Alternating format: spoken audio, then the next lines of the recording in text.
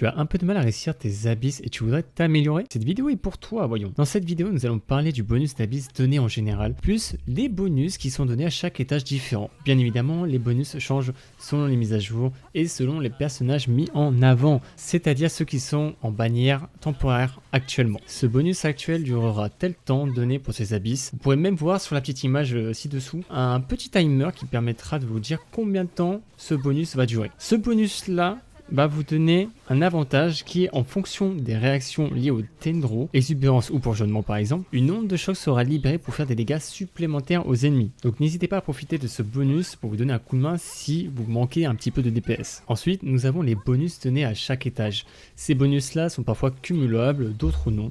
Et par exemple, les bonus marqués en bleu peuvent être cumulés comparé à ceux qui sont marqués en marron qui ne sont actifs qu'aux salles que vous allez effectuer. Donc ils ne seront pas cumulables. Chaque bonus peut aider un personnage à améliorer ses capacités. Je vais vous donner quelques exemples pour vous donner une idée. Par exemple, ici nous avons 20% de recharge d'énergie. En grosso modo, toute l'équipe va en profiter et c'est un effet qui va être cumulable vu qu'il est marqué en bleu. Ensuite, nous avons 60% d'attaque lorsque les PV sont inférieurs à 50%. C'est un bon bonus, mais par contre, il n'est qu'effectif qu'à la salle que vous allez faire actuellement. Donc c'est pas de préférence à prendre. Et libérer un déchaînement élémentaire restaure une partie de vos PV. C'est pas ce qui est conseillé. Généralement, vous avez un healer pour vous aider à rester en vie. Donc, ce n'est pas un bonus profitable. Là, on a 80 points de maîtrise élémentaire qui est un effet cumulable. Il y a pas mal de personnages qui en profitent, à part les persos qui sont des DPS physiques qui n'en profiteront pas beaucoup. Ici, nous avons moins 15% de défense plus 40% d'attaque. C'est sympa, mais n'est pas cumulable. Ensuite, on a restaure 25% de vos PV pour tous les personnages de l'équipe. Généralement, comme je vous ai dit, c'est pareil, c'est pas un bonus profitable. Si vous avez un healer dans votre équipe,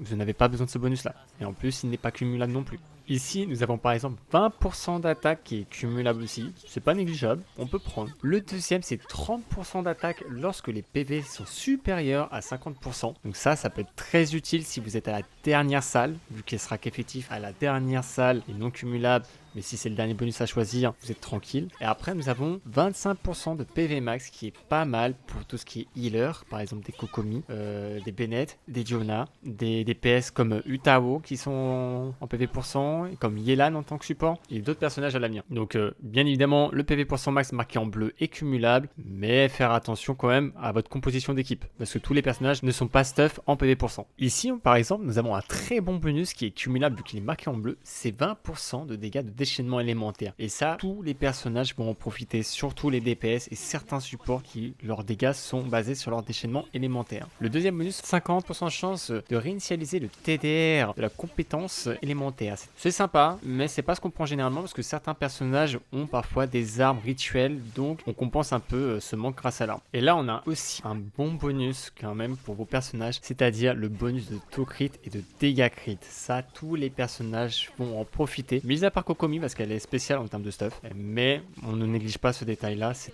très important pour aider. Donc choisissez bien, et de préférence on choisit ceux qui sont cumulables pour mieux réussir la dernière étage des abysses, ce qui serait logique. Bien évidemment, si vous avez une très bonne box avec des personnages bien stuff, vous n'aurez pas de mal à réussir vos abysses avec ou sans les bonus.